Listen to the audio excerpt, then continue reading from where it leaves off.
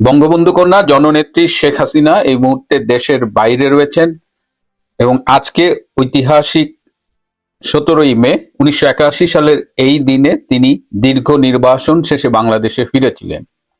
আজকে স্বভাবতই প্রশ্ন উঠেছে যে এই মুহূর্তে দেশের বাইরে অবস্থানরত শেখ হাসিনা কি বাংলাদেশে ফিরে আসবেন? যদি ফিরে আসেন, কবে আসবেন, কিভাবে আসবেন? আজকে এই বিষয়টি নিয়েই আপনাদের সাথে আলাপ করব। শেষ পর্যন্ত সাথে থাকবেন। আসসালামু আলাইকুম এবং আদাব।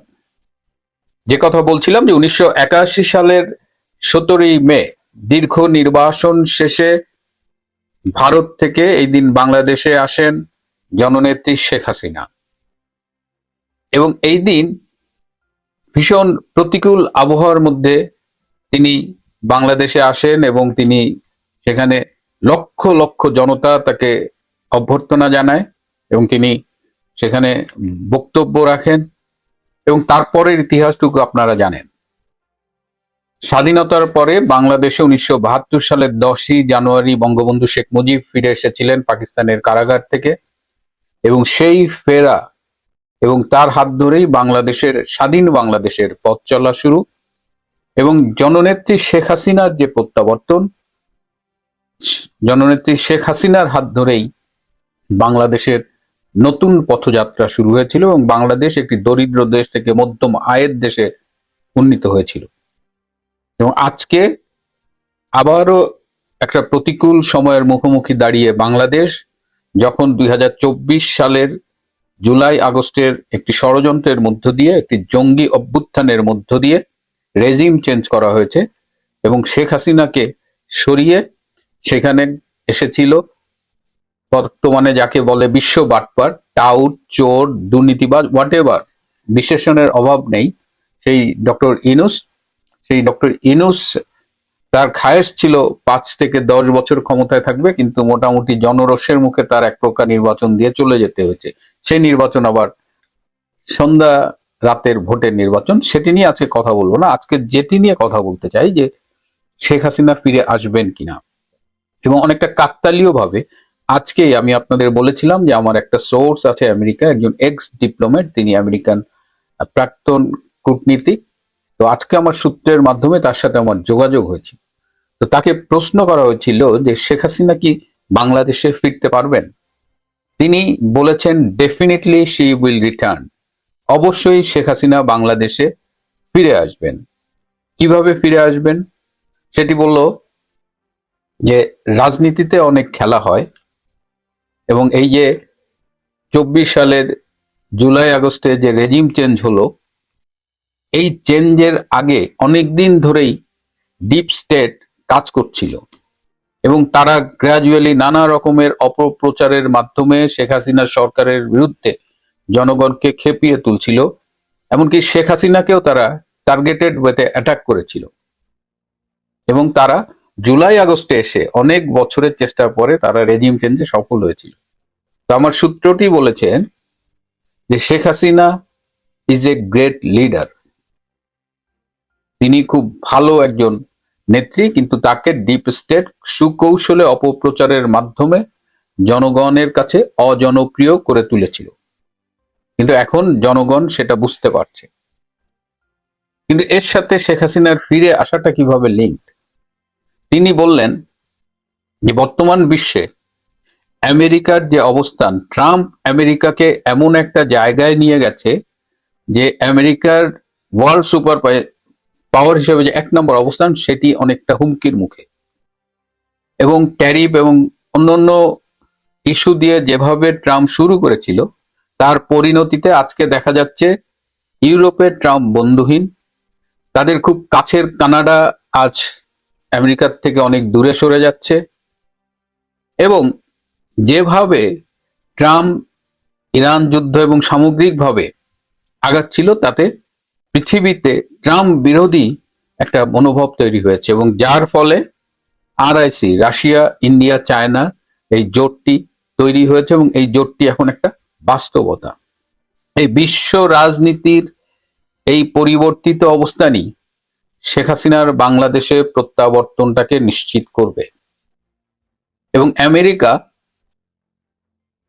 ভারতের কাছে পর্যন্ত যাচ্ছে, আমেরিকার পররাষ্ট্রমন্ত্রী মার্কো রুবিও ভারতের কাছে যাবেন এবং ভারতের সাথে আমেরিকার নতুন করে যে আলোচনা হবে সেখানেও বাংলাদেশ থাকবে, সেখানেও শেখ হাসিনার প্রত্যাবর্তনের বিষয়টি থাকবে। এবং বাংলাদেশ বর্তমানে যেভাবে বিশ্ব রাজনীতিতে অ্যাক্ট করছে, তারা একদিকে আমেরিকাকে সবকিছু দিয়ে দিচ্ছে এবং তারা ভারতকে দূরে ঠেলে দিচ্ছে। এরকম একটা পরিস্থিতিতে একটা সময় আসবে যখন বাংলাদেশের বর্তমান তারেক রহমানের সরকার এমন বিপদে পড়বে যে বিপদ থেকে উদ্ধারের জন্য তারা ভারতের সহায়তা পাবে না, রাশিয়ার সহায়তা পাওয়ার প্রশ্নই আসে না, তারা যাবে চীনের কাছে এবং চীনও তখন তাদের ফিরিয়ে দেবে। এরকমই একটা জটিল রাজনৈতিক সমীকরণের দিকে বাংলাদেশ এগোচ্ছে এবং তখন অপশন থাকবে একমাত্র শেখ হাসিনা, এবং শেখ হাসিনা ফিরবেনই। তার এই যুক্তির সাথে আমি আরেকটা যুক্তি অ্যাড করি যে বাংলাদেশের সংখ্যাগরিষ্ঠ মানুষ এখন অধীর আগ্রহে শেখ হাসিনার প্রত্যাবর্তনের জন্য অপেক্ষা করছে। কেবলমাত্র যে বাংলার দরিদ্র জনগোষ্ঠী, দিনমজুর জনগোষ্ঠী শেখ হাসিনার প্রত্যাবর্তন চাইছে তা নয়। যে জেনজি জুলাই আগস্টে রাজপথে নেমেছিল, বিশেষ করে বিভিন্ন নগর কেন্দ্রিক, সেই জেনজির মধ্যেও এই ভাবনাটা এসেছে যে বাংলাদেশের উন্নয়ন এবং ভালোর জন্যই শেখ হাসিনাকে দরকার। কারণ তারা ডক্টর ইউনূসকে দেখেছে, তারা বর্তমান সরকারকে দেখছে। ডক্টর ইউনূস অ্যাবসলিউটলি ফেল করেছে। বর্তমান সরকার, এটা জেএনজির ভাষা, আমার ভাষা না, যে সারাক্ষণ মিথ্যের উপরেই আছে। তারা জলজান্ত শেখ হাসিনার উন্নয়ন, অর্জন, অ্যাচিভমেন্ট এগুলোকে বিতর্কিত করতে গিয়ে লোকজনের কাছে নিজেদেরকেই খেলো করে উপস্থাপন করছে এবং এটা জেএনজি এখন, এই তরুণ প্রজন্ম এখন এটা রিয়েলাইজ করছে। তো এরকম অবস্থায় শেখ হাসিনা অবশ্যই ফিরবেন। 1981 সালের 17ই মে তিনি ফিরে এসেছিলেন। এখানে একটা ছোট্ট আপনাদের ইতিহাস থেকে একটু গল্প শোনাই। 1981 সালের 3রা মে তিনি সেই সময়ের ভারতের প্রধানমন্ত্রী ইন্দিরা গান্ধীর সাথে দেখা করেছিলেন। দেশে যাওয়ার আগে এটি তাদের মধ্যে ছিল শেষ সাক্ষাৎকার। ইন্দিরা গান্ধী শেখ হাসিনাকে একটি শাড়ি উপহার দিয়েছিলেন এবং বলেছিলেন যে তুমি শাড়িটা পরো। শেখ হাসিনা 1981 সালের 17ই মে যে শাড়িটা পরে এসেছিলেন, সেই শাড়িটাই আসলে ইন্দিরা গান্ধীর দেওয়া উপহারের শাড়ি ছিল। তিনি 17ই মে যেদিন ঢাকায় আসেন, সেদিন আবহাওয়া প্রচন্ড প্রতিকূল ছিল, ঝড়, 60 কিলোমিটার বেগে ঝড় হচ্ছিল। তো তিনি বৃষ্টিতে ভিজে গেছেন সেই সময়। এবং দেখেন, সেই সময় কিন্তু জনসভায় লোক ভাড়া করে আনতে হতো না। এই ঝড় বৃষ্টির মধ্যেও কোনো লোক সেখান থেকে সরে যায়নি, সবাই দাঁড়িয়েছিল। তো সেই সময় সিলেট চা বাগান থেকে বেশ কিছু শ্রমিক এসেছিল ঢাকায়। তো তাদের মধ্যে একজন নারী তার ব্যাগ থেকে একটা চাদরের মতো বের করে দিয়েছিল নেত্রী, এবং নেত্রী সেটা গায়ে দিয়েছিল। কথা প্রসঙ্গে সেদিন নেত্রী বললেন যে মানুষের এই ভালোবাসা আমি ভুলি কি করে।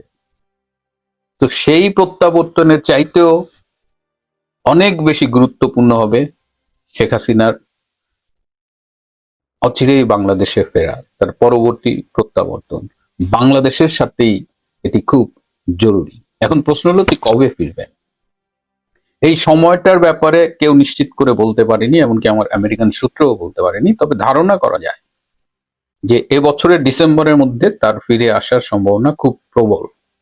যদি কোনো কারণে সেটি এদিক ওদিক হয়, তবে 2027-এর মধ্যে তার ফেরাটা মোটামুটি নিশ্চিত।